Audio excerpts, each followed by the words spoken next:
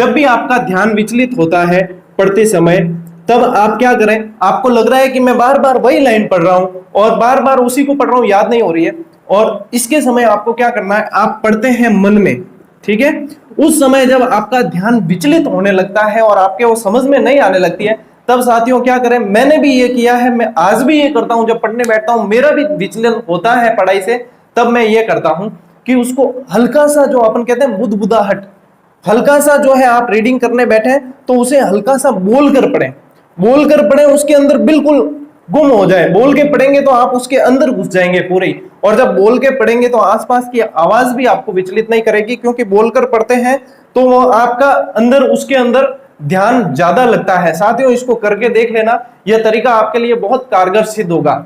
तो इसमें क्या होता है, एग्जाम हॉल के अंदर की रणनीति भी मैं आपको बताऊंगा कि एग्जाम हॉल में हम कैसे प्रश्न पर बिल्कुल कंसंट्रेट करें, वहां भी ये तरीका काम आएगा। ज्यादा जोर से नहीं बोलना है साथियों, इतना जोर से नहीं बोलना है जैसे आप कोई सुंदर कांड का या हनुमान चालीसा का पाठ कर रहे हो जोर जोर से, इतना जोर से नहीं, इतना बोलना है लगभग कि अपना ध्यान उससे विचलित ना हो, और बोलकर पढ़ेंगे थोड़े समय में तो आपका ध्यान वापस उस पर आने लगेगा। उसके बाद में आप देखेंगे कि आप जो पढ़ रहे हैं वापस आपको याद होने लगा है, और फिर धीरे धीरे धीरे आपकी लय जो है बनने लग जाएगी। तो ये सबसे बेस्ट तरीका होता है साथियों, थोड़ा सा बोलकर पढ़े। इससे क्या होगा, मेरा भी जैसे ध्यान विचलित होता है कोई आसपास की एक्टिविटी से या कहीं पर ध्यान भटकने लगता है, तब मैं इस चीज को वापस करता हूं, बोलकर पढ़ने की कोशिश करता हूं, तो वापस से ध्यान विचलित होता है।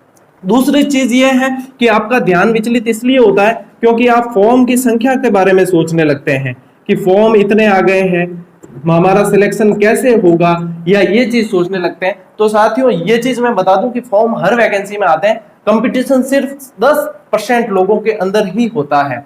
यदि आप ही की तरह हम भी सोचने लगे होते, तो जब 2016 की मैंने रीट दी थी, उस समय हिंदी की पोस्ट केवल 100 थी और सामाजिक की पोस्ट बिल्कुल नहीं थी, और 100 सीट पर जो है हमें फाइट करना था, और इसमें भी सीट निकाली थी। तो यदि सीट के बारे में सोचकर तैयारी की जाए तब ध्यान विचलित पक्का होगा। तो सीट के बारे में सोचे नहीं, आपको सिर्फ एक सीट चाहिए, और आप जब इसके समर्पित होकर इसके लिए तैयारी करेंगे तो आपको जरूर मिलेगी। दूसरी चीज यह है कि आप तुलना करना छोड़ दीजिए। आपके पड़ोसी ने कितना पढ़ा, आपके मित्र ने कितना पढ़ा, उसके 4 बार रिवीजन हो गया, गुरुजी मेरे तो एक बार ही कोर्स कंप्लीट नहीं हुआ, कोई फर्क नहीं पड़ता।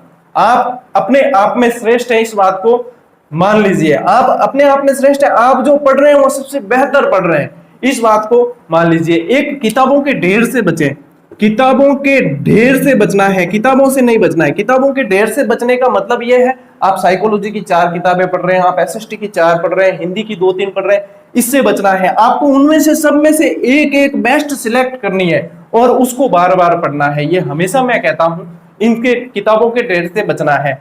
अगली चीज यह है कि अत्यधिक ऑनलाइन पढ़ने से बचें।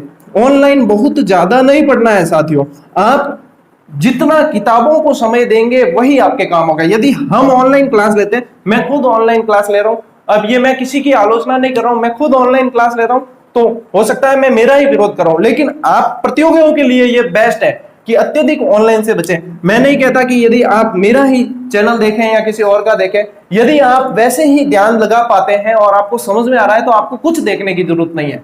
आपको बहुत अच्छे से टॉपिक क्लियर आप किताबों से कर पा रहे हैं तो आपको कुछ देखने की जरूरत नहीं है। यदि हम भी आपको पढ़ाते हैं तो किताबों को पढ़ के ही पढ़ा दें, तो सबसे अच्छे साथी जो है आपके वे किताबें ही हैं, और किताबें कभी बेवफाई नहीं करती। ये कल मैंने पोस्ट के जरिए बताया भी था।